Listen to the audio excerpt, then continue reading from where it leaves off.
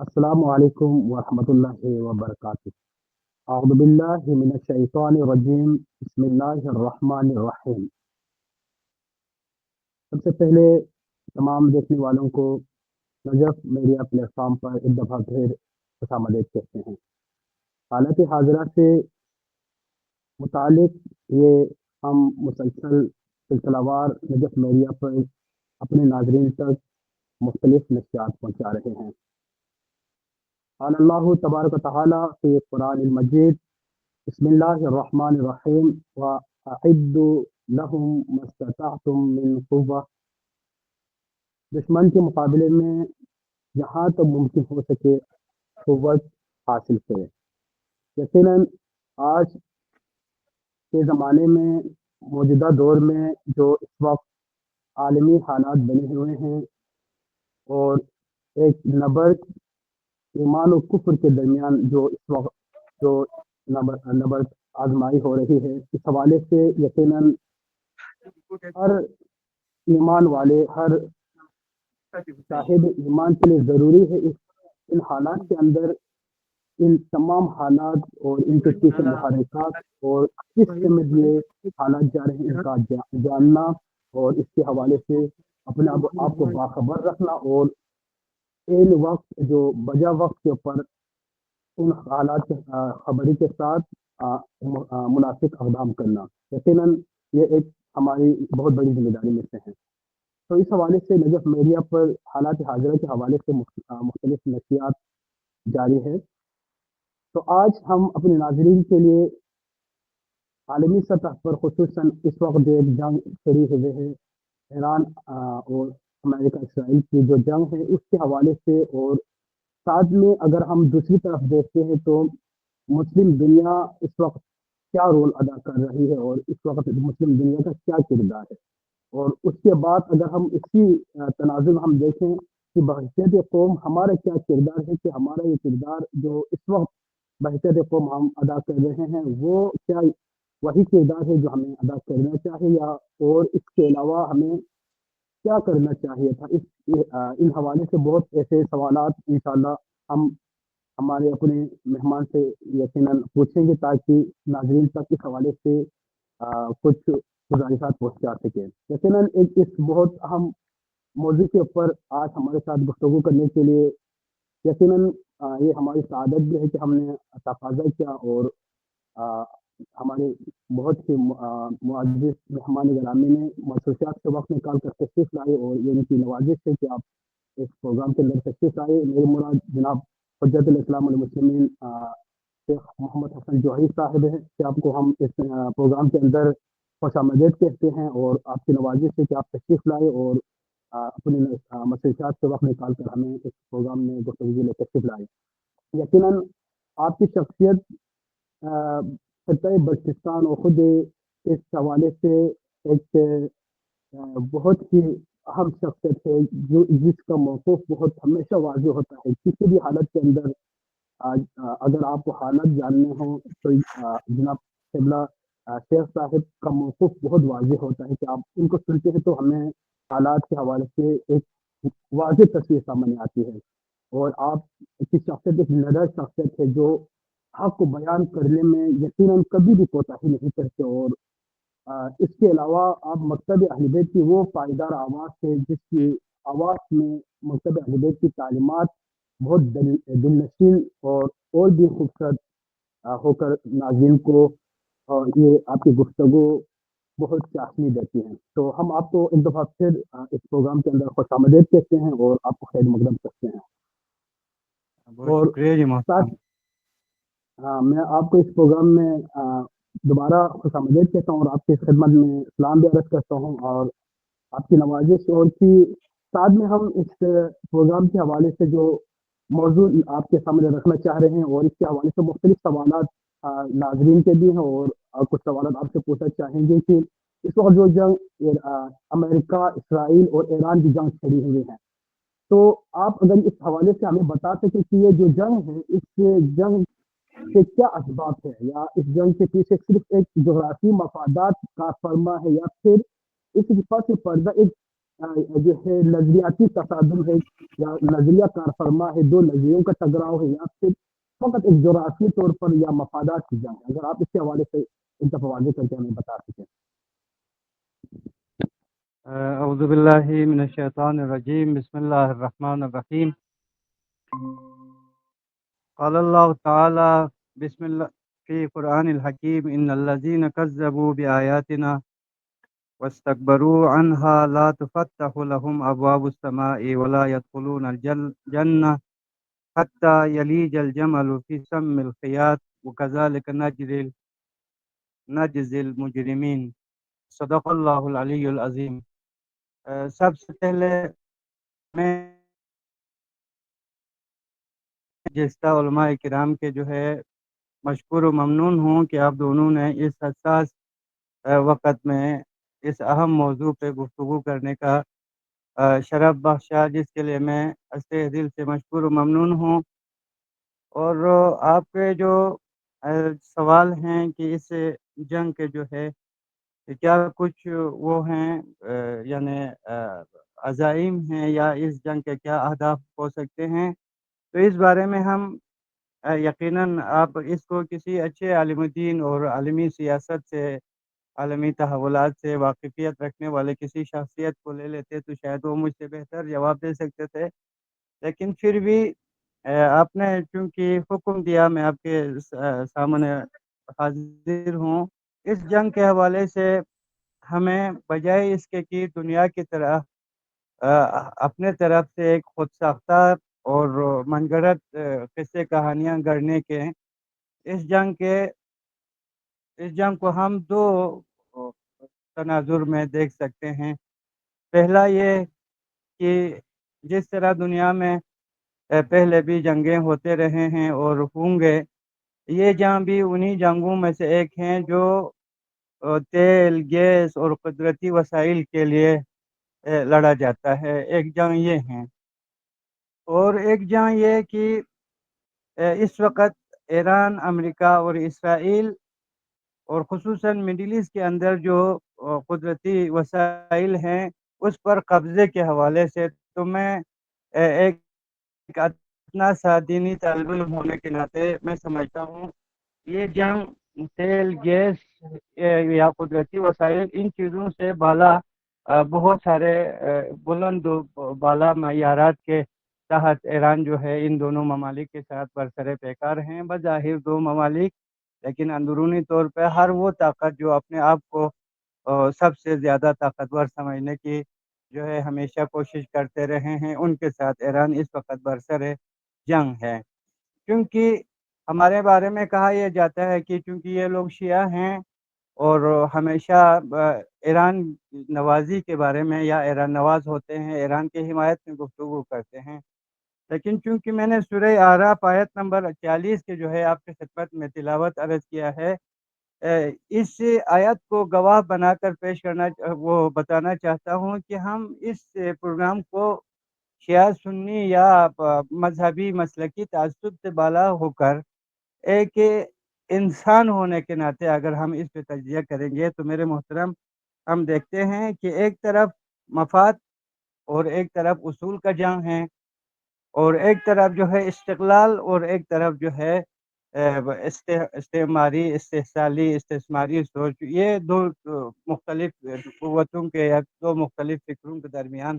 اس وقت یہ جنگ جو ہے جاری ہیں۔ جیسا کہ قرآن میں بھی آپ کو پہ در پہ ہمیں ملتے ہیں کہ فرعون ہوں یا نمرود ہوں، شداد ہوں، ان کے مقابلے میں حضرت موسیٰ ہوں، حضرت ابراہیم ہوں و دیگر انبیاء علیہ السلام وطا آئیں آپ ہمارے زمانے کے جو ہے سن 61 ہجری کے ابا عبداللہ اور یزید کے درمیان جو جنگ، یہ جنگ تاریخ میں یقیناً تاریخ الگ ہے، سرزمین الگ ہیں، طور و طریقہ الگ ہیں، لیکن ذہنیت وہی ذہنیت ہے جو سن 61 ہجری میں ہم نے کربلا میں دیکھا تھا۔ جی ہاں سر۔ ہلو ہلو یقیناً جی جی، آپ کو آواز آ رہی ہے؟ جی آغا جی میں سن رہا ہوں جی صاحب۔ یقیناً جس انداز میں آپ نے اس منظرنامے کو آپ نے پیش کیا، بظاہر اگر آپ کو یہاں پہ مفاد کی جنگ نظر آتی ہے تو پس پردہ آپ نے یہ عرض کیا کہ یہ ایک نظریاتی جنگ ہے، جو آج یہ جنگ شروع نہیں ہوئی بلکہ تاریخ میں یہ جنگ بہت پہلے کی جاری ہے، اور مختلف شکل میں، مختلف سرزمین میں اور مختلف ادوار میں یہ جنگ حق اور باطل کی جنگ ہمیشہ رہی ہے، اور حق اور باطل کا یہ جی معرکہ ہمیشہ جاری رہا ہے۔ تو یقیناً یہ معرکہ اسی معرکے کی نوعیت کا معرکہ ہے، تو جیسے آپ کی گفتگو سے یہ ہم سمجھ سکتے ہیں۔ تو اگر یہ ایک حق اور باطل کا معرکہ ہے، اور ایک طرف حق ہے اور ایک طرف باطل ہے، تو اگر ہم اپنے ہی ملک کے اندر دیکھیں، اور خود ملک مملکت پاکستان کو اگر ہم لیتے ہیں، تو اس حق اور باطل کے معرکے کے اندر جو اس وقت پاکستان کا جو کردار ہے، جو رول ہے، ہم دیکھتے ہیں پاکستان بھی اپنا ایک کردار ادا کر رہا ہے۔ تو کیا آپ سمجھتے ہیں کہ یہ پاکستان نے مملکت کی مصلحت اور حقیقت میں مبنی کردار اختیار کیا ہے، یا پھر ایک طرح سے پاکستان، مملکت پاکستان کی ایک طرح سے کمزوری ہے، یا ایک عالمی طاقت کے دباؤ کا نتیجہ یہ کی وجہ سے جو اس وقت پاکستان کا کردار اس نوعیت کا ہے؟ تو اگر آپ اس جی آواز پاکستان کے کردار کے حوالے سے واضح کر سکیں۔ اس میں بھی اس میں بھی میرے محترم قبلہ محترم، اس میں بھی ہمیں بجائے اس کے کہ جو سوشل میڈیا پہ عام تاثرات پایا جاتا ہے، عام تجزیہ نگار جو تجزیے پیش کرتے ہیں، وہ بالکل اس طرح کے تجزیے ہمیں زیب نہیں دیتا، کیونکہ ہم دینی طالب علم ہیں۔ آپ بھی ماشاءاللہ سے عالم دین ہے، میں بھی ایک ادنا سے طالب علم ہوں۔ ہم جب کسی موضوع پہ تجزیہ کرتے ہیں تو وہاں پہ عدل و انصاف کو بھی یقیناً مد نظر رکھنا ہوگا۔ اگر مثال جی کے طور پر ایران اور امریکہ اور اسرائیل کی یہ جنگ قرآن کے حوالے سے، کلمے کے حوالے سے، دینی شاعر کے حوالے سے ہوتا تو شاید پاکستان کے کردار کیا ہونا چاہیے تھا، اس پہ ہمیں ضرور گفتگو کرنا چاہیے۔ لیکن جی چونکہ ہر ملک کا اپنے ایک خارجہ پالیسی ہوتے ہیں، وہ مجھ سے بہتر آپ جانتے ہیں۔ اس وقت ہم پاکستان کو اس ایران اور اسرائیل امریکہ کے جنگ میں ہم پاکستان کے بارے میں چار مختلف زاویے سے ہم دیکھ سکتے ہیں۔ ایک صحیح یہ کہ پاکستان خود ایک الگ ریاست ہے، ان کے اپنا خارجہ پالیسی ہے، اپنے جنگ اور صلح کے، اس کے تحت ہمیں کسی بھی اسلامی ملک پہ یہ توقع نہیں رکھنا چاہیے کہ یہ کھل کے حمایت کریں یا یہ کھل کے مخالفت کریں۔ ایک سوچنے کا یا تجزیہ کرنے کا انداز یہ بھی ہو سکتا ہے، ایک یہ، دوسرا نہیں، کیونکہ پاکستان ایک ایٹمی اس سے جو ہے طاقت سے مالا مال، اللہ تعالیٰ کی طرف سے ایک طاقت سے بھرپور مسلمان ملک ہے۔ اسے اپنے ہمسایہ ملک کے ساتھ کھل کر ساتھ دینا چاہیے۔ ایک یہ نظریے ہو سکتے ہیں میرے محترم۔ تیسرا نقطۂ نظر یہ ہے، ممکن ہے اس ملک یہ ملک پاکستان جو ہے بہت سارے چیزوں میں ایران کے ساتھ دے رہے ہوں، اور بہت سارے جگہوں پر ایران کے ساتھ نہیں دے رہے ہوں، اور ساتھ دے رہے ہوں لیکن چونکہ مصلحت ہے تو عامہ کا تقاضا یہ ہے کہ یہ تاثر دیا جائے کہ ہم ایران کے ساتھ نہیں دے رہے ہیں۔ تو ان صحیح چیزوں کو جب تک، ابھی تو جان جاری ہے میرے قبلہ، جان جاری ہیں، ابھی ہر طرف جو ہے دعا ہیں، اللہ آپ کو وہ بھلا کریں۔ یہ دعا جو ہے، یہ جو غبار آلود فضا کو ایک بار آپ صاف ہونے دیں انشاءاللہ، تو اس میں آپ دیکھیں گے کن کن ممالک نے ایران کے ساتھ دیا، کن کن ممالک نے ایران کے ساتھ نہیں دیا۔ اس میں صحیح یہ میرے محترم، لیکن ہم سب کو بہت سارے اشارات اور کنایات ہمیں اس وقت جو ہمیں دیکھنے اور سننے کو مل رہے ہیں، خصوصاً کل سعودی ولی عہد کے بارے میں ٹرمپ کے زبان سے جو نازیبا جملے ادا ہوئے ہیں، اس طرح کے بہت سارے چیزوں سے ہمیں معلوم ہوتا ہے کہ نہیں، ہم جو ظاہراً دیکھ رہے ہیں وہ کچھ اور ہے، باطناً الحمدللہ سے مسلمان ممالک تھوڑا سا اپنے اندر غیرت کو، حیا کو اور شجاعت کو پیدا کر کے کم از کم کلمے کے حوالے سے کسی اسلامی ملک کے ساتھ دینے کی کوشش میں ہیں۔ ہم یہ تاثر بھی لے سکتے ہیں جی میرے محترم۔ بہت خوب، یقیناً آپ کی اس بہت ہی جامع اور مختصر طریقے سے ایک یقیناً اگر ہمیں یہ ایک مبہم سا منظر نامے کے پیچھے جس انداز میں آپ نے بہت ہی دراندیشی کے ساتھ بیان کیا کہ ایک امید نظر آتی ہے کہ یقیناً مسلم امہ ایک پلیٹ فارم پہ ہے اور اپنے کردار ادا کرنے کا کوشش میں ہے. تو یقیناً انشاءاللہ یہ دعا ہے کہ جو ہے مسلم امہ کو ہمیشہ اس طرح منسجم رکھے خدا. تو اس حوالے سے اگر ہم دیکھتے ہیں یقیناً ایک حالت جنگ بنی اور اس وقت یا ہم مانے یا نہ مانے یہ مسلم ہے کہ جب ایران امریکہ کی جنگ ہے تو ایران جس انداز میں جنگ کر رہا ہے تو اس سے اور جس انداز میں اپنے آپ کو پیش کر رہا ہے اور حالانکہ اتنی پابندیوں کے باوجود اس طرح سے استقامت دکھانا اور جس انداز میں اس نے اپنا ایک رول ادا کیا ہوا ہے اور استقامت دکھائی ہے اور وہ بھی اس طرح سے سپر طاقت کے خلاف. تو ایک طرح سے مکتب تشریح کا ایک خاص چہرہ یا ایک خاص شناخت آپ کہہ سکتے ہیں کہ عالمی سطح پہ یا عالمی میڈیا پہ یا مختلف سوشل پلیٹ فارم کے اوپر جو لوگ نہیں مانتے تھے وہ بھی آپ ماننے سے کچھ حد تک جو ہے مجبور ہوئے ہیں. تو آپ کیا کہتے ہیں؟ آپ یہی تشریح کا چہرہ تھا جو اس وقت عالمی سطح پہ یا سوشل میڈیا پہ لوگ دیکھ رہے ہیں یا ابھی بھی اس تشریح کی اصل حقیقت لوگوں کے سامنے آنا باقی ہے؟ اس حوالے سے اگر آپ بتا سکیں یہ جنگ کس حد تک مددگار رہی ہے کہ اس تشریح کے چہرے کو لوگوں کے سامنے لانے میں یا لوگوں کو متعارف کرانے میں؟ جی میرے محترم قبلہ صاحب، اس میں ممکن ہے بہت سارے ہمارے چاہنے والے یا ہم کو سننے والے ہمارے اس بات پہ اتفاق نہ کریں، لیکن جی میں بندہ گناہگار اس جنگ کے حوالے سے اللہ تعالیٰ کا شکر گزار ہوں کہ اللہ نے ہمیں بہت سارے محاذوں پہ واضح و آشکار کیا کہ تشیع ہوتا کیا ہے، شیعہ کسے کہتے ہیں اور شیعیت کی صحیح زندگی کیا ہے. اس جنگ نے ابھی مختصر طور پر واضح کیا ہے. اس میں ہمیں یہ کہنا چاہیے کہ کربلا کے اس خونین جنگ میں جہاں پہ تمام تر ظلم و ناانصافی کے باوجود حضرت زینب اولیاء مکرمہ سلام اللہ علیہ فرماتی ہیں کہ ما رأیت الا جمیلہ، میں نے کچھ جز خوبصورتی کے علاوہ اور کچھ نہیں دیکھا. تو اس میں ہمیں اس جنگ کے اندر جو خوبصورت پہلو ہیں ان پہلوؤں کو دیکھنا بہت ضروری ہے میرے محترم. ان میں سے صحیح پہلا یہ ہے کہ رہبر معظم آل اللہ مقامہ اور ان کے باوفا ساتھی اس طرح آج جس طرح دنیا میں خصوصاً مشرق وسطیٰ میں و دیگر ممالک میں صدور یا وزیر اعظم یا وزراء بڑے طاقتوں کے سامنے ہاتھ جوڑ کر سسکتے بلیکتے بھیک مانگتے زندگی گزارنے پہ مجبور ہیں. اگر رہبر معظم چاہتا تو آغا شہید حسن نصر اللہ کے بعد وہ ان کے سامنے جھک جاتے، جواد مغنیہ کے شہادت کے بعد جھک جاتے، آغا قاسم سلیمانی کی شہادت کے بعد وہ جھک جاتے. یہ سارے شہادتوں کا اصل محور اگر رہبر کو جھکانا تھا، لیکن صحیح ہم اللہ تعالیٰ کا شکر گزار ہیں، ہم ایسے ایک رہبر کے ماننے والے ہیں جس نے مثلی لا یوم مثلا جو سن 60 ہجری میں ابا عبداللہ نے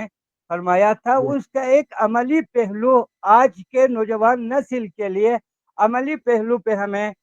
دکھایا اس میں. اس کا مطلب یہ ہے کہ شیعیت کے اندر بھی بہت سارے اقسام ہیں. ایک ہے شیعہ ماتمی اور ایک ہے جی شیعہ ناروی اور ایک ہے شیعہ عملی. ابھی آپ یہ بالکل اندازہ کریں، یہ صحیح اندازہ آپ یہ کریں میرے محترم، جس ملک میں 40 سال سے اقتصادی پابندی ہو اور دنیا شاید اس انتظار میں تھے کہ یہ ملک چلانے والے چند مٹھی بھر طالبان کی طرح ملے بیٹھے ہیں، انہیں دعا خیر جی کرنا نماز جنازہ پڑھانا آتے ہیں، اس کے علاوہ کچھ اور نہیں آتا. دنیا کے ان سارے غلط فہمیوں کو اس یعنی کم مدتی جنگ نے دنیا کے سامنے واضح و آشکار کیا. واقعاً علوی زندگی گزارنے کے لیے صرف الفاظ، نعرہ بازی، احتجاجات کافی نہیں ہے، بلکہ خاموشی کے ساتھ زمانے کے اسلحے کے حوالے سے جو ہے ہمیں ماہر ہونا کس قدر اہمیت رکھتے ہیں. اور میں اللہ کا اس لیے بھی شکر گزار ہوں کہ ایک بار پھر جو بہت سارے وہ دھول مٹی تشیع کے چہرے پہ زمانے کے وجہ سے، ہمارے اپنے کرتوتوں کے وجہ سے ہم جس مٹی اور دھول میں جو ہے اپنے آپ کو پہچانوانے میں ناکام رہے تھے، اس مختصر سے واقعے نے دنیا کو ایک دم تشیع کے اصلی چہرے کو دکھایا، واقعاً علوی زندگی گزارنا، حسینی زندگی گزارنا کسے کہتے ہیں۔ تو میں اس جنگ کو اللہ تعالیٰ کی طرف سے ہمارے لیے ایک نعمت عظمیٰ سمجھوں گا۔ یقیناً رہبر معظم ہم سے بچھڑے ہیں، ہمارے بہت سارے عزیز ہم سے جدا ہوئے ہیں، لیکن جن اہتمام کے ساتھ، جس عزم و ارادے کے ساتھ، جس استقلال کے ساتھ، جس شجاعت و بہادری و غیرت کے ساتھ انہوں نے باطل کے سامنے ڈٹے رہ کر دین حق خصوصاً پرچم توحید کو بلند کیا ہے، یہ تاریخ میں کربلا کے بعد آپ کو شاید آج کے اس جنگ میں آپ کو نظر آتے ہیں۔ جی میرے محترم، یقیناً آپ نے اس جنگ کو نعمت عظمیٰ خطاب دی کہ یہ اللہ کی طرف سے بہت بڑی نعمت ہے، کہ جس کی وجہ سے یہ جو زمانے کے مختلف ادوار کے اور مختلف زمانے کے حالات کی وجہ سے تشیع کے چہرے پہ جو دور پڑا تھا اور ایک طرح سے تشیع مدھم ہو گیا تھا، اب اس طرح سے جو ہے اس جنگ کی وجہ سے عالمی افق پہ تشیع کا نمایاں چہرہ سامنے آیا۔ تو یقینا اگر یہ اس چہرے کو دیکھتے ہیں تو ہمیں ایک طرح سے فخر ہوتا ہے کہ ہم اس نظریے کے اس مکتب سے ماننے والے ہیں، جس کا اس قسم کا رویہ ہے دنیا کے سامنے، عالمی سطح پر بہت بڑی طاقت کے سامنے بھی نہ جھکتا ہے، نہ ڈرتا ہے، نہ کوئی ان کے اندر کمزوری آتی ہے۔ تو اس طرح سے عالمی افق پہ ہمیں اتنا خوبصورت چہرہ تشیع کو نظر آتا ہے۔ اگر آپ اسی چہرے کو تشیع کے اسی چہرے کو دیکھیں، اور ماشاء اللہ آپ بلوچستان کی وہ آواز ہے جس میں یقیناً حق بہت واضح نظر آتا ہے۔ آپ جب بھی کہیں پہ بھی آپ گفتگو کرتے ہیں، جب بھی آپ کو سنتے ہیں، تو آپ کی گفتگو میں حق کے کتمان کہیں پہ نظر نہیں آتا، اور نہ آپ کو حالات سے ڈر لگتا ہے، نہ آپ کو کہیں پہ کسی چیز کا ڈر محسوس ہوتا ہے، لہٰذا آپ کی گفتگو میں حق بہت واضح ہوتا ہے۔ تو میرا یہی جی یقیناً جی دل سے خواہش ہے کہ آپ سے یہ سن سکے کہ آپ بلوچستان جس خطے میں آپ تشریف رکھتے ہیں اور بہت گہری نظر آپ کے وہاں پہ ہیں، تو اس عالمی تشیع کے نمایاں چہرے اور بلوچستان میں اس وقت جو تشیع کا ایک آپ کہیں کہ شکل بنی ہے، یا جو تشیع ہے، کیا یہ ایک دوسرے کے ساتھ مطابقت ہے یا بہت فاصلہ ہے، دوری ہے؟ تو اگر اس حوالے سے آپ بتا سکیں، یا ابھی بھی خطۂ بلوچستان میں جو مکتب تشیع کا چہرہ ہونا چاہیے تھا، تو وہ کس حد تک جو ہے دور ہے، یا پھر آپ کیا کہہ سکتے ہیں اس حوالے جی اس میں اس میں بھی ممکن ہے میرے محترم، میرا چونکہ ایک ناقص انسان ہونے کے ناطے ایک اتنا طالب علم کا بھی اپنا ایک سوچ ہوتا ہے، نظریہ ہوتا ہے، ممکن ہے یہاں بلوچستان کے تشیع کے حوالے سے بھی میرا نقطۂ نظر دوسروں سے مختلف ہوں، اور سے؟ چونکہ ہمیں یہ تھوڑا سا لفظ تلخ ہے، مجھے امید ہے آپ ناراض نہیں ہوں گے۔ جی اس قوم کے مبلغین جو اوائل کے شیعہ مبلغین تھے، اور جو ہمارے قدیمی علماء کرام ہیں، انہوں نے اپنے زندگی نجف اشرف کے اندر جو ہے حسن بکر کے دور میں، صدام کے دور میں ایک خوف کے فضا میں تعلیم حاصل کیا، اور وہاں پہ سیاسی حوالے سے، دنیاوی حوالے سے، شیعہ مذاہبتی تحریکوں کے حوالے سے وہاں جی گفتگو کرنا، وہاں پہ کسی پرمیشن کا حصہ بننا ممنوع تھا۔ اسی سوچ کی وجہ سے یہاں پہ بھی ہمیں امام بارگاہوں کے حد تک تشیع کے حوالے سے بتایا گیا، وضو کے حوالے سے، غسل کے حوالے سے، خمس کے حوالے سے، کفن اور تشہیر و تکفین کے حوالے سے، باخر کے حوالے سے، نکاح کے حوالے سے ہمیں تشیع کے جو وہ تھے، رسومات تھے، وہ بتایا گیا۔ لیکن اصلی تشیع کہتے کسی ہیں، یہ بتانے میں ہم سے تھوڑا کوتاہیاں ہوئے ہیں اور ہو رہے ہیں، صحیح جی جس کے لیے ہمیں مایوس ہونے کے بجائے سب سے پہلے آپ جیسے جو علماء کرام تشریف فرما ہیں، وہ جب بھی یہاں تشریف لائیں گے مجلس و محافل میں، ہمارے موضوعات کو، ہمارے معیارات سخنوری کو، ہمارے معیارات مجالس و محافل کو بدلنے کی بہت ضرورت ہے، قبل از اس کے کہ یہاں پہ چھڑخانی شروع ہوں عقائد کے ساتھ، رسومات کے ساتھ، دوسروں کے رسومات یہاں پہ آ کے شامل ہو کر ہم بھی ایک مخدوش حالت کا شکار ہوں۔ اس سے جی پہلے ہمیں کربلا کے جو اصلی وہ ہیں، تشیع کے جو چہرہ ہیں، وہ دکھانے کی کوشش کرنا چاہیے۔ ابھی نوجوان نسل میں اللہ کا شکر گزار ہوں کہ نوجوان نسل کے اندر ابھی تعلیم کے حوالے سے، شعور کے حوالے سے کافی حد تک تبدیلیاں رونما ہو رہے ہیں، یہ ہمارے لیے جی ایک تسلی بخش وہ ہیں، مثبت پیغام ہے ہمارے لیے، لیکن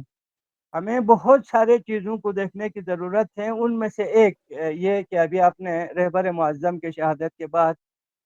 ہمارے پاس ہونا تو یہ چاہیے تھا کہ یہاں پہ ایک بہترین خوبصورت ہم آہنگی کے ساتھ، امن و امان کے ساتھ اپنے اظہار غم و غصہ کرتے اور تعزیت پیش کرتے، لیکن رہبر کی شہادت کے فوراً بعد یہاں پہ انتہائی افسوس کے ساتھ مجھے کہنا پڑتا ہے کہ کچھ نامعلوم طاقتوں نے یہاں پہ ایک مخدوش چہرے کو دکھانے کی کوشش کی، جو یقیناً ہمارے تشیع کا شعار نہ پہلے تھا نہ آج ہے، کیونکہ صحیح ہمارے نقطہ نظر یہ ہے کہ ہمارے تاریخ تشیع میں گھروں کو جلانا، دروازوں کو آگ لگانا یا کسی کو بے گناہ قتل ہو وہ قتل کرنا، کم از کم ہمارے تاریخ تشیع میں آپ کو کہیں پر بھی ایسی چیزیں نہیں ملتے۔ لیکن بے شک انتہائی افسوس کے ساتھ یہ ہمارے ساتھ یہی ہوا، جس کا ہمیں افسوس ہے، لیکن جس چہرے کو واقعاً ہمیں دیکھنے کی ضرورت ہے وہ یہاں تک پہنچتے پہنچتے دسیوں ملاوٹ وہ ہو کے سوشل میڈیا کے ذریعے ایک یہاں پہ تشیع پہنچانے کی کوشش میں ہے۔ اگر آپ جیسے علماء یہی پلیٹ فارم میڈیا کو مثبت طریقے پہ استعمال کریں گے تو مجھے 100% امید ہے انشاءاللہ تعالی جو نوجوان نسل ہیں وہ یقیناً اس وقت دنیا کے اصلی شیعوں کے جو ہے سیرت پہ چلنے کے لیے تیار ہیں، اور انشاءاللہ تعالی مستقبل جو ہے بہتر ہے۔ جی آصف۔ بے شک یقیناً آپ نے اس حوالے سے یہ اشارہ کیا کہ اس وقت وہ مطمئن کنندہ صورتحال نہیں ہے تشیع جو اس وقت ہمارے خطے بلوچستان میں ہے، بلکہ اس وقت آپ کہہ سکتے ہیں پریشانی کی بات ہے کہ جس تشیع کو جس انداز میں وہاں پہ ظہور کرنا چاہیے، جس انداز میں تشیع کو وہاں پہ آپ کہہ سکتے ہیں کہ ظہور پیدا کرنا چاہیے، وہ ابھی وہاں پہ نہیں ہے۔ تو اگر یقیناً اسباب کو پہ بحث کریں تو بہت آپ شاید آپ جو ہے بہت زیادہ ہم وقت لیں، لیکن اگر آپ مختصراً اس حوالے سے بتا سکیں کہ اس دوری یا اس ظہور نہ پیدا کرنے کے کیا اسباب ہو سکتے، کون سے موانع یا کون سی رکاوٹیں ہیں جس وجہ سے اس وقت، حالانکہ وہ خطۂ بلوچستان سرزمین اہل بیت ہیں، اس میں کیا وجوہات ہے، حالانکہ وہاں پہ وہ مشکلات بھی ہیں جو اس وقت دوسرے خطوں کے اندر ہے، لیکن پھر بھی یہ پیچھا رہنا اس کی کیا وجوہات ہوتی جی، اس میں سب سے پہلے جو وہ وجہ ہے میرے محترم، ہمیں بہت سارے خوف، انجانے خوف نے جو ہے ہمیں گھیر رکھا ہے۔ ان میں ہے؟ جی سب سے بڑھ کر جو ہے بھوک اور تنہا ہونے کا خوف۔ صحیح جی اگر ہم حقیقی تشیع کے اس راستے پہ چلنا شروع کریں گے تو ہم بھوکے مر جائیں گے، ہم بے یار و مددگار ہوں گے۔ یہ جی سارے چیزیں چونکہ یہ ایک عالمی پلیٹ فارم ہے تو وہاں پہ میں انتہائی باریک بینی کے ذریعے ریز نکات کی طرف جانے سے میں اعتراض کرتے ہوئے مجموعی طور پہ میں آپ سے یہ عرض کرنا چاہتا ہوں، جب امام خمینی رحمۃ اللہ علیہ نے سلمان جی رشدی کو واجب القتل قرار دیا تو اس وقت کے، اور اب سنجانی نے عرض کیا کہ جگہ آپ کے یہ جو فتویٰ ہیں یہ بین الاقوامی ڈپلومیسی اس کے خلاف ہے، آپ اپنے فتویٰ کو واپس لے لیں۔ تو امام جی خمینی کا فرمان یہ تھا کہ مثال کے طور پر بین الاقوامی طور پہ اگر میرا یہ بیان ان کے ڈپلومیسی مخالف ہیں تو ہمارے ساتھ کیا ہوگا؟ تو انہوں نے کہا کہ اس کا ادنیٰ سزا یہ ہوں گے کہ ہمیں اقتصادی پابندی کا سامنا کرنا پڑ سکتا ہے۔ تو اس وقت امام خمینی نے بنیان مرصوص کا ایک بہترین تعبیر ہم سب کے لیے ارشاد فرمایا تھا، وہ یہ تھا کہ آپ دنیا والوں سے کہیں ایران کے گرد فولاد کے دیوار وہ کریں، اور جہاں تک ممکن ہو سکے وہ ایک لقمہ تک ہم تک پہنچنے سے جو ہے نہ پہنچانے سے جو ہے روک لیں۔ چونکہ جی میں امام علی کو ماننے والا ہوں، امام علی فرماتے ہیں کسی نے پوچھا یا علی اگر مجھے کسی بند کمرے میں جو ہے کسی گپ اندھیرے کمرے میں بند کیا جائیں تو میرے رزق کہاں سے آئیں گے؟ تو امام نے فرمایا کہ آپ کا رزق جس سوراخ سے آپ کے لیے موت آئیں گے اسی سوراخ سے آپ کے لیے موت آئیں گے۔ یہ اس چیز کو سمجھنے کی کوشش کرنا چاہیے کہ بھوک اور پیٹ بھوک جو ہے، پیاس، خوف، یہ سڑکوں کے خوف، قانون کے خوف، دفعات کے خوف، یہ سارے خوف کے باوجود ان سارے خوف کو توڑے بغیر آپ تشیع کے پہلے منزل پہ قدم نہیں رکھ سکتے ہیں۔ اللہ بے شک جی، صحیح ابھی مثال کے طور پر میں آپ کو یہ مثال عرض کرنا چاہتا ہوں۔ رہبر معظم سے فرمایا کہ مرحوم شہید علی لاری جاسم صاحب نے فرمایا کہ آپ کے لیے ہم نے بہترین ایک بنکر تیار کیا ہے، آپ کچھ مدت کے لیے وہاں اس بنکر میں تشریف لے جائیں۔ تو اگر رہبر نے فرمایا کہ کیا میرے پورا ملت ایران کے لیے آپ نے بنکر تیار کیا، تو آپ نے فرمایا، لاری جانی صاحب نے فرمایا کہ نہیں، میں صرف آپ کے لیے کر سکتا ہوں، اتنے سارے بنکر میں نہیں بنا سکتا۔ اور رہبر کا جواب یہ تھا، مہم یہ نہیں کہ علی خامنائی رہ جائے، بے شک صحیح مہم یہ نہیں ہے کہ ایران سالم رہے، مہم یہ ہے کہ اسلام باقی رہے، مہم یہ ہے کہ قرآن کے پیغامات احکامات باقی رہیں۔ یہ سوچ مثال کے طور پر اگر آپ کے پاس وقت ہے تو مجھے یہ مثال عرض کرنے کی کوشش وہ اجازت دیں۔ میں جب ایران میں ہوا کرتا تھا تو اس وقت وہاں جاپان کے کوئی ماہر تعلیم وہاں ایران کے کسی ٹی وی چینل پہ انہوں نے انٹرویو میں کہا تھا کہ ہمارے جاپانی لوگوں میں آپ کے ایرانی لوگوں میں محنت کے حوالے سے بہت سارے وہ ہیں، فرق ہیں۔ ان میں سے ایک یہ کہ آپ کے الفبے اور ہمارے الفبے میں فرق ہے۔ صحیح تو ایرانی ماہر تعلیم آپ جیسے ایک برجستہ وہ تھے، مجری تھے، ان سے انہوں نے پوچھا مگر کیسے، ہمارے الفبے میں کیا چیز ہے، آپ کے الفبے میں کیا ہے؟ تو انہوں نے عرض کیا کہ ہمارے الفبے میں لکھا ہے کہ اگر تمہیں بھوک لگتا ہے تو اٹھو، فلانا جگہ پہ رکھا ہے، وہاں سے خود لا کے خود گرم کر کے خود کھائیں۔ یہ ہمارے الفبے کے پیغام ہے چھوٹے بچپنے میں بچے کے لیے۔ اور آپ کے الفبے میں لکھا ہے کہ بابا نے روٹی لایا، ماں نے سالن گرم کیا اور میں نے مفت میں روٹی توڑا، مفت میں کھایا۔ یہ الفبے کی جو ہمارے درمیان مختصر اساسی جو فرق ہے، تشیع کے الفبے دوسرے اس میں الگ ہیں۔ صحیح بے شک ایسے تشیع کے اندر آپ دیکھیں الفبے، یہ تشیع پڑھنے والوں میں سے ایک حضرت ابوالفضل العباس ہیں۔ نہر فرات اللہ کے اندر تشریف لے جانے کے باوجود اپنے وہ چلو میں پانی بھرنے کے باوجود ایک چیز ہے، آپ عالم دین ہیں، نجف اشرف جیسے عظیم جگہ پہ تشریف فرما ہے۔ دیکھیں یہ لفظ ہے، فذکر عطش الحسین فرم الماء، یہ لفظ رما ایک سمجھنے والی چیز ہے۔ اگر صحیح حسین پیاسا ہے تو عباس کو یہ گوارا نہیں ہونا چاہیے کہ حسین کے پیاسا ہوتے ہوئے خود سے پانی پینا شروع کریں۔ تو آپ دیکھیں غزے میں امن نہیں ہے، کشمیر میں امن نہیں ہے، فلسطین میں امن نہیں ہے، شام میں امن نہیں ہے، وہاں لبنان میں امن نہیں ہے، تو ہم امن کے نیند کیسے سو سکتے ہیں؟ یہ ایک ڈفرینٹ الفبے سے مختلف یعنی سیکھا ہوا کچھ وہ ہیں جی، تشیع کے کلیدی پیغامات ہیں۔ ہمیں اپنے ایک بار پھر اپنے نوجوانوں کو یہ سکھانے کی ضرورت ہے کہ شیعہ یعنی از خود گزشتگی، وہاں پہ ایک لفظ ہے میرے محترم، شاید میں اسی کو وہ کر کے آپ کے زحمت تمام کرنا چاہوں گا۔ ایک ہے یا نفس من بعد الحسین ہونی، یہ لفظ، یہ جو لفظ ہیں یہ عموماً ہم رلانے کے لیے وہ بیان کرتے ہیں ابوالفضل عباس کے حوالے سے۔ حالانکہ یا نفس من بعد الحسین ہونی یعنی امامت کے بغیر جو زندگی ہیں وہ ذلت و خواری کا ایک وہ ہیں۔ ابھی آپ دیکھیں ایران کے جتنے بھی شہداء ہیں بشمول آغا رہبر معظم کے، خصوصاً آغا حسن زادہ عاملی کے 20 سال پہلے آغا رہبر کے حوالے سے ایک پیشن گوئی ہیں اشعار کے شکل میں۔ ایک کاش اگر فرصت ہوتا اور مجھے بتانے میں دقت نہ ہوتی تو میں آپ کو وہ اشعار بھی بیان کرتے، لیکن مختصر اتنا کہ اپنے جد امجد علی کی طرح آپ بھی صہیونی ظالموں کے بم کے وجہ سے آپ کے بدن جو ہے پارا پارا ہوں گے، ایربن اربا ہی لکھا ہے، میں نے اشعار کو پڑھا ہے۔ لیکن فرمایا کہ دیکھیں آپ کا یہ جو اربن اربا ہونے کا تقریباً اس کے بعد آپ نے اپنے دست اطہر سے اس علم کو اپنے امام وقت کے ہاتھ میں دے چکا ایک حوالے سے۔ یہ جو سوچ ہیں یہ بہت خوبصورت سوچ ہیں۔ اگر آپ جیسے عالم الدین اسی میڈیا کو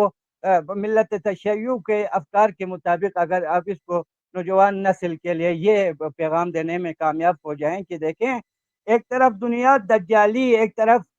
علمناتی حوالے سے، ایک طرف شیطان پرستی کی طرف دنیا اس کی تیاریاں کر رہے ہیں، تو ایک طرف کوئی تو ہوگا آپ جیسے مومنین، خصوصاً جواد مغنیہ جیسے، قاسم سلیمانی جیسے، حسن نصر اللہ جیسے، جی آغا اللہ رجانی جیسے، آغا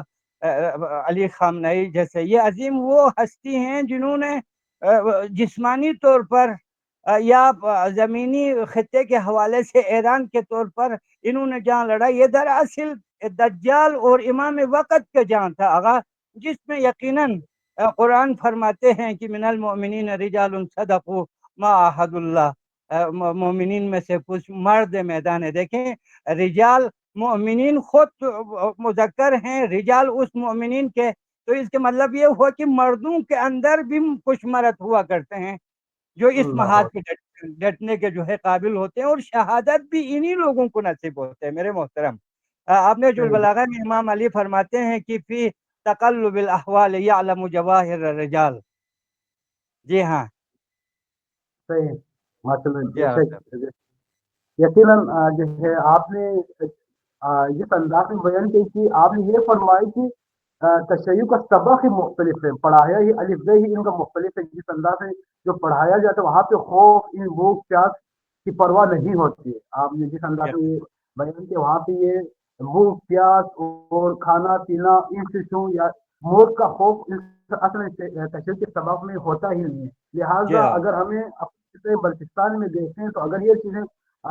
اگر خوف کی وجہ سے اگر یہ دوری نظر آتی ہے تو یہ یقیناً تعجب آور اور پریشانی کی بات ہے، لیکن آخر میں یہ میں چونکہ آپ یقیناً وہ عالم دین ہیں جس کی بات ایک طرح سے اثر رکھتی ہے معاشرے کے اندر، یقیناً معاشرے میں یقیناً آپ جیسے محکم عالم دین کا بولنا اور آپ کے حوالے سے جیسے آپ ہم سب جانتے ہیں کہ یقیناً آپ وہ عالم دین ہیں جس کے ذریعے سے حق پہنچتا ہے۔ تو اگر آپ یہ بتا جی سکیں کہ جی آخر میں صرف اختتامی پیغام کے طور پر کہ ان جنگی حالات میں اگر مظلومین کی مدد کی کیا اہمیت ہے کہ ہم اقتصادیہ جس نوعیت کی مدد کرنا چاہیں تو اس کی کس طرح سے ہم مدد کر اس مدد کی کیا اہمیت ہے تاکہ ہم آخری پیغام لوگوں تک یہ پہنچا سکیں کہ اس جنگی حالت میں ہم مظلومین تک اپنی مدد پہنچانا چاہیں تو اس کی کیا اہمیت ہے اور اس کے خرچے کیا ہوتے اس میں سب سے پہلے میرے محترم ہمارے تمام دیکھنے والے مومن مومنات کی خدمت میں 10 بستہ گزارش یہ ہے کہ ان جنگی حالات میں اگر آپ سے ممکن ہے تو آپ مالی حکومت کریں، اگر آپ سے ہیں؟ ممکن ہے تو دعا کے شکل میں آپ حکومت کریں، اگر آپ سے ممکن ہے تو کم از کم میں آپ سے یہ عرض کرنا چاہتا ہوں کہ خدا کے لیے آپ اس جنگی حالات میں مظلومین کے حق میں اتنا کمک کر سکتے ہیں کہ اگر آپ لوگوں کو امید نہیں بانٹ سکتے ہیں تو نا امیدی بھی، مایوسی بھی مت پھیلایا کریں۔ جی بے شک جی دسیوں جھوٹے خبر وہ آتے ہیں فیک نیوز، اس کو منوعن وہ شیئر کرنے کی صورت میں، اس کو تائید کرنے کی صورت میں، اس کو لائک کرنے کی صورت میں خواہ مخواہ مایوسی کو پھیلانے کی کوشش نہ کرے۔ ایک یہ ہے میرے محترم۔ دوسرا، جی یہ جو ہم مظلومین کے لیے کمک کرنے کے بارے میں کہتے ہیں، یہ دراصل خود ہمیں اپنے آپ کی مدد کر رہے ہوتے ہیں۔ مثال کے طور پر آپ جیسے ایک نوجوان کسی مسجد میں دست دعا بلند کر کے فرماتے ہیں کہ پروردگار یہ جو کچھ دنیا میں جاری ہیں، طاقت ہونے کے بل بوتے، ایٹمی جی طاقت ہونے کے بل بوتے، نیٹو کی طاقت ہونے کے بل بوتے، جی امریکہ ہونے کے بل بوتے، اسرائیل ہونے کے بل بوتے، یہ کبھی وہاں پہ فلسطین پہ پہنچتے ہیں، کبھی غزہ پہ پہنچتے ہیں، کبھی افغان پہنچتے ہیں، کبھی کشمیر جی پہنچتے ہیں، کبھی یہ شام پہنچتے ہیں، کبھی لبنان پہنچتے ہیں، کبھی یہ عراق پہنچتے ہیں، کبھی یہ ایران پہنچتے ہیں۔ کم از کم اس جیسے منفی طاقت جو ہے جو کچھ وہ غلط کام انجام دے رہے ہیں، ہم اس چیز سے راضی نہیں ہے، صحیح بے ہم اس شک چیز پہ راضی نہیں ہے۔ اس کی وجہ سے جو بلا نازل ہونا ہے پروردگار اس سے ہم محفوظ رکھ۔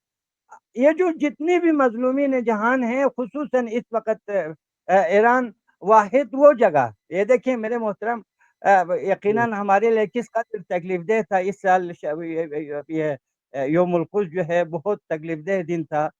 کیونکہ ہم اتنے مدت 37 سال اس عظیم ہستی کے یوم القدس کے پیغامات کے منتظر ہوا کرتے تھے، مشتاق ہوا کرتے تھے، سننے کے لیے ترس رہے ہوتے تھے۔ وہ عظیم ہستی جنہوں نے اپنے تمام تر زندگی مظلومین جہان کے لیے وقف کر رکھا، اور مظلومین جہان کے لیے یوم القدس جو ہے مختص کرنے والے وہی ملک اس سال کے یوم القدس میں دنیا کے سب سے مظلوم ترین ملک میں شمار ہوا۔ تو وہاں پہ ہر ایک کا ایمانی فریضہ یہ ہے کہ وہ جو کچھ ممکن ہے تعاون ضرور کریں، لیکن ان تعاون میں سے ایک کی سوشل میڈیا پہ دشمن کو موقع دے کر جو ہے اپنے صفوں میں اختلاف ڈالنے کی، غلط خبروں کو، غلط مایوسی والی چیزوں کو آگے پھیلانے کی کوشش نہ کریں۔ جی آصف۔ انتہائی شکر گزار ہیں کہ آپ نے انتہائی مصروفیات کے باوجود آپ نے اس موضوع پہ گفتگو کے لیے آپ تشریف لائے، اور اس خوبصورتی کے ساتھ اور مختلف پہلو پہ ہم سے جتنے کوشش ہو سکتی تھی ہم نے کوشش کی کہ آپ سے استفادہ کر سکے، تاکہ عالمی سطح سے لے کے اپنے خطۂ بلتستان تک آپ سے استفادہ کر سکے، اور آپ نے انتہائی مفید گفتگو کی، اور یقیناً سننے والوں کو عالمی سطح پہ اس اور جو حالات چل رہے ہیں اور اس کے پیچھے جو نظریہ اور جو ہمیں ہماری ذمہ داری اور جو کچھ ہمیں کرنا چاہیے، یقیناً اس حوالے سے ایک طرح سے آپ نے واضح پیغام دیا۔ اس کے لیے ہم نجف میڈیا ٹیم آپ کے شکر گزار ہیں۔ انشاءاللہ گائے بگاہی انشاءاللہ جب بھی آپ کے پاس فرصت ہوگی، اور انشاءاللہ ہم مختلف موضوعات سے انشاءاللہ آپ سے استفادہ کرنے کے خواہاں ہوں گے۔ انشاءاللہ جب بھی آپ ہمیں جو ہے وقت دیں گے، انشاءاللہ ہم آپ سے یقیناً خواہش کرتے ہیں کہ انشاءاللہ استفادہ جاری رکھیں گے، اور اپنے ناظرین تک بھی مختلف موضوعات سے آپ کے اس خوبصورت بیان کے ساتھ یہ پیغام یقیناً پہنچتا رہنا صرف ضروری نہ، بلکہ ناظرین دیکھنے والوں کا حق بھی ہے کہ آپ جیسے عالمی دین جب ہمارے معاشرے میں ہو اور ہمارے درمیان ہو، اور آپ سے حق کی بات اس خوبصورتی کے ساتھ نہ سننا خود ایک طرح سے ناانصافی ہے، اور ہمارا حق ہے کہ آپ سے ہم سنتے رہیں، اور خداوند تبارک تعالیٰ سے دعا گو ہے کہ خدا آپ کو ہمیشہ سلامت رکھے، اور ہمارے ساتھ شکریہ جی، ہمیں آپ کی استفادہ کرنے ہم کی چنین توفیق میرے عطا کرے۔ محترم، اللہ آپ کو بھی سلامت رکھے جی، بہت شکریہ جی آصف، بہت شکریہ جی۔ انشاءاللہ ناظرین بھی انشاءاللہ آپ کے خاک میں دعا گو ہیں، اور ہم انشاءاللہ نجف میڈیا ٹیم اس طرح کے پروگرام لے کر اپنے ناظرین کی خدمت میں مختلف موضوعات کے حوالے سے حاضر ہوتے رہیں گے۔ تب تک کے لیے انشاءاللہ خدا حافظ۔ بہت شکریہ جی، مولا آپ کو سلامت رکھے۔ السلام علیکم ورحمۃ اللہ وبرکاتہ۔ بہت شکریہ جی آصف، بہت شکریہ جی، شکریہ جی۔